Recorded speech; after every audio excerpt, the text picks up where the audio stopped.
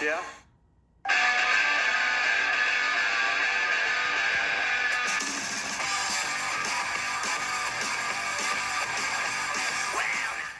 Hey, my name's Jim Arkelpin. I'm with Big Sky Distributors of Kansas City, and we're talking with our friends from Pabst about what's happening with the PBR brand.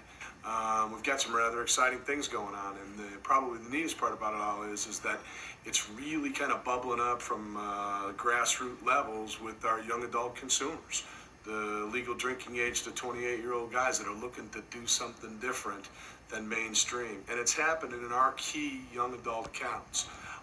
One at a time, we're starting to grow that business, both our draft and our package business. We see nothing but great opportunities for it, and I think the future is really bright. So I'd say PBR me. ASAP. Draft's a good product for us right now. It's probably one of our best products, as in, I would say on an average of 5 kegs to 7 kegs a week. On a Sunday, we go through 3 to 4 easily on a Sunday night. We have a little Sunday night service industry night here that we do, and it really works out well for us. We do Monday Night Football with cans, Pabst. It's a great little deal. People like the can. Drink out of a can and eat some pizza. Hey, from Kansas City, AC's Garage, Pabst Blue Ribbon. #1 volume, #1 in profit. Cheers. PBR is the #1 seller, #1 seller. Punk rocks can't get enough of PBR. I mean, we've an eclectic range of beers, but the only domestics we have is Coors Light and Pabst, so people are like, well, you got Pabst. We're putting it up against Guinness and Harp and some of the imports, and the young people are just going nuts for it. They want Pabst, and they want any of the merchandise to go with it. There's all types. You got the little tattooed guys with their ears pierced and tongues. You got yuppie types, remember the grandpa out in the shed or whatever like that drinking PBR, and then you get all kinds. I mean, we got some pretty high-profile attorneys coming in here too, and they're like, hey man, give us a bottle of PBR, they're drinking it too, so it's jumping all the spectrums. Hey, this is Fintan Malloy from Malloy Brothers Irish Pub. We're loving PBR, man. We're selling the shit out of it. Keep banking it, boys. We're averaging now 1 to 2 calls every week of retailers actually calling in because they're being bugged by their consumers to stock Pabst Blue Ribbon. It would almost seem like we're seeding the market with these ambassadors, but they're doing it on their own. It's strictly just consumer demand.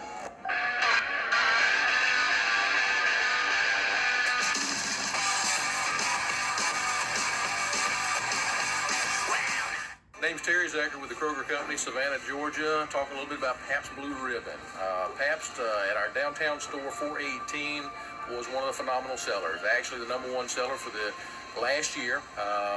From the months of probably June last year to June of this year, I can testify that it was #1 in the store in sales. But we had the motorcycles brought in, the Harley-Davidson 883 Sportsters, had 2 of those, made a beautiful display.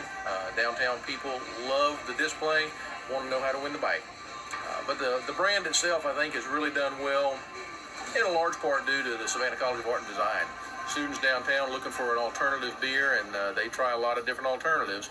But they caught on to Pabst probably a year and a half ago and have made it what it is in downtown Savannah. My name's John Henderson, and the name of my bar is Coach's Corner, and it's in Thunderbolt, Georgia, but in the Savannah area.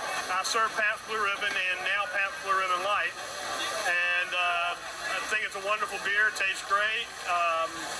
I really like it mainly because I can give my customers a discount, but not really lose profit because of it. So my customers feel that they get a better deal by drinking Pabst.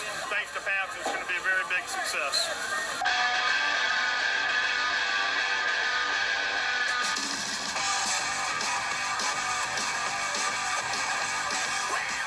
Our largest growing brand for the year 2001-2002 has been Pabst Blue Ribbon. I do know that the campus market in particular is where the focus of our attention has been, and that's where our largest volume gains have been.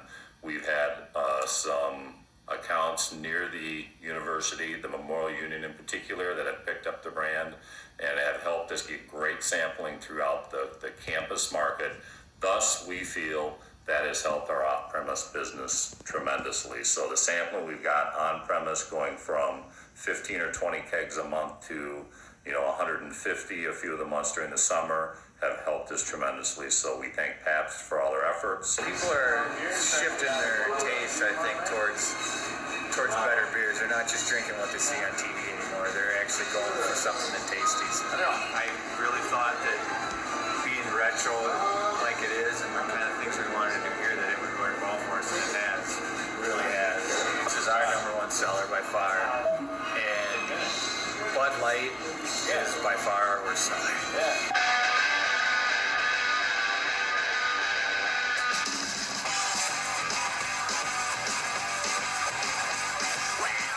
They're drinking Pabst, they're loyal to Pabst.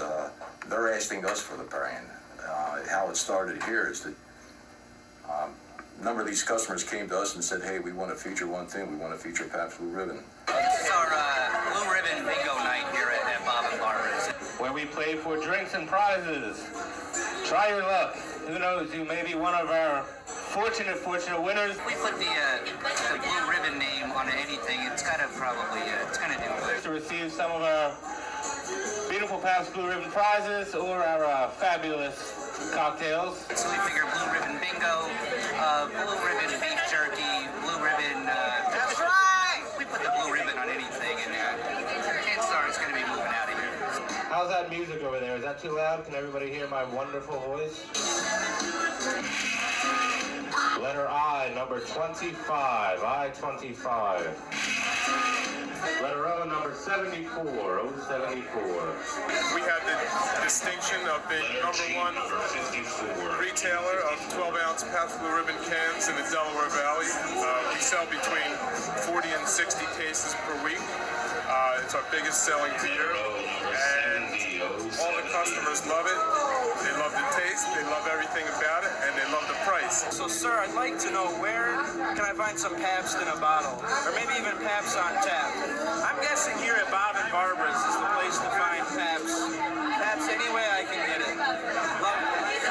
I won this delightful purse at Pabst Blue Ribbon Bingo here at Bob and Barbara's, Philadelphia, PA.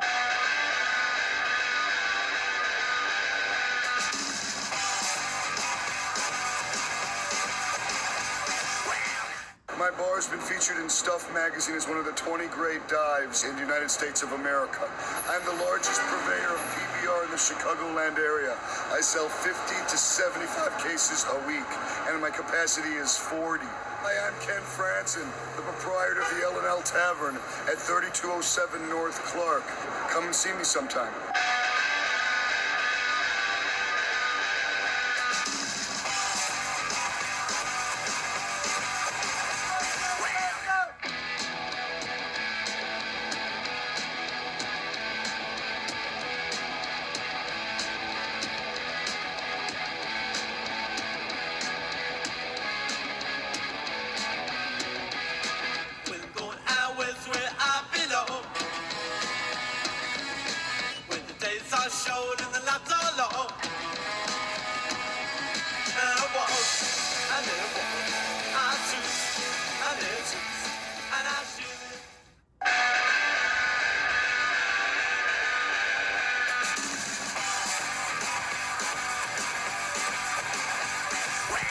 When we first saw this thing starting off, we were doing a focus group for another brewery. And one of the questions was, if you could start a tavern or a pub, what 5 brands would you want to have?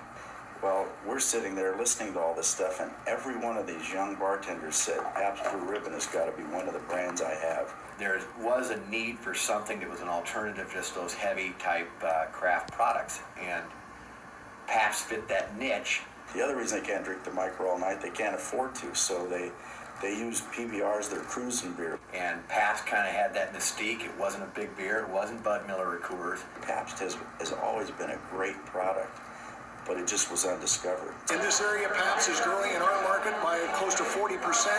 And gentlemen, I'm talking about tens and tens of thousands of cases. At one point, in the beginning of 2001, we were doubling our keggage, and it was compounding from 400 kegs to 600 to 800 to 1,000 kegs to 2,000 kegs, and we're running around 2,500, 2,700 kegs a month now. I personally am going after the C-store channel in my market and the chain store channel.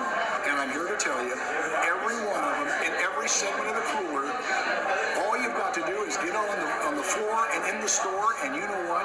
It is selling. I mean, the mix on draft has gone from, 8% draft to 33.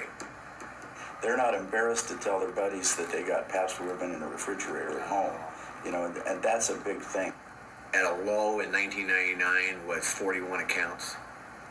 We've only had one adage here: the consumer votes on all items, and we're not going to fight a trend that's going up. They discovered the beer, and they started looking for something that didn't have any baggage, and Pabst has never had baggage, and they just discovered the beer and started sharing that with people. It's hard enough to fight one that's going down, but if we've got a good trend going on a brand, we're going to exploit it. Continuing on, go slow. Let the consumer tell you what they want. Don't try to push things on them. But we think that word of mouth thing is so important. No questions asked. Just do the job, put it out there, properly priced in your market, whatever that might be, and it's nothing but success, success, success. Hey everybody, my name's Neil Stewart. I'm the Pabst Blue Ribbon brand manager. I'd like to thank you for watching our tape today. As you can see, there's a ton of consumer excitement out there in the marketplace, from Portland, Oregon, down to Savannah, Georgia, and everywhere else in between. Consumers are getting excited about Pabst Blue Ribbon. The next step for you to complete your Pabst Blue Ribbon PhD is to read our Pabst Blue Ribbon PhD book. It's 20 pages, and it's got a lot of insight in there on how to market Pabst Blue Ribbon in 2003. Other than that, I'll be seeing you out in the marketplace, and PBR me ASAP.